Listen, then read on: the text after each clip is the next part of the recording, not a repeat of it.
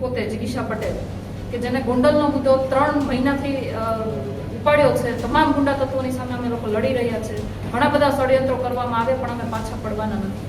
આજે તમને આટલા માટે બોલાવવામાં આવ્યા છે કારણ કે ગોંડલની અંદર જે લડાઈ લડવાની છે ને, એ લડાઈ સરખી રીતે અને એક કહેવાય ને એક સાચી દિશામાં લડાઈ ને એના માટે થઈ અને અમે એક સમિતિનું નિર્માણ કર્યું છે, ગોંડલ હિતરક્ષક સમિતિ, જેમાં ઘણા બધા નિર્ણયો હવે લેવામાં આવશે, સાથે રહીને લેવામાં આવશે અને નીડર અને જાબાદ જે યુવાનો છે, જે કોઈનાથી ડરતા નથી અને જેને સમાજ માટે કંઈ કરવું છે ને, એવા યુવાનો મારી સાથે જોડાણા છે અને એ બધાને સાથે લઈ અને આગળના જે કંઈ પણ ફેસલા છે એ કરવામાં આવશે. એમાંના 2 નિર્ણય હું આજે તમને કહેવા માંગુ છું, તમારી સમક્ષ મૂકવા માંગુ છું અને તમારા માધ્યમથી હું ગોંડલની અને ગુજરાતની તમામ જનતાને કહેવાય ને વાત મૂકવા માંગુ છું કે અને આવકારવા પણ માંગુ છું કે ગોંડલની અંદર આવતી 31 ઓક્ટોબર એટલે કે સરદાર વલ્લભભાઈ પટેલ જેની 150મી જન્મ જયંતિ આવે છે, એ દિવસે અમે એક ભવ્ય કાર્યક્રમ કરવા જઈ રહ્યા છીએ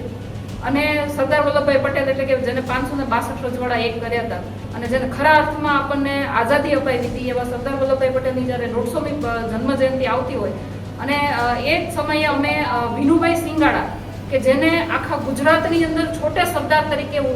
ઓળખવામાં આવે છે, એ સ્વર્ગસ્થ વિનુભાઈ સિંગાડાની મૂર્તિનું જે પ્રતિષ્ઠા કરવાની છે એની ભૂમિપૂજનનો પણ એક કાર્યક્રમ રાખવાના છીએ. એટલે આ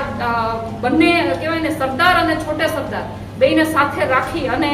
જેની જે વિચારધારા હતી ગોંડલના મુદ્દે અમે જે એની વિચારધારાને ફોલો કરી અને અમે આગામી કાર્યક્રમ કરવાના છીએ.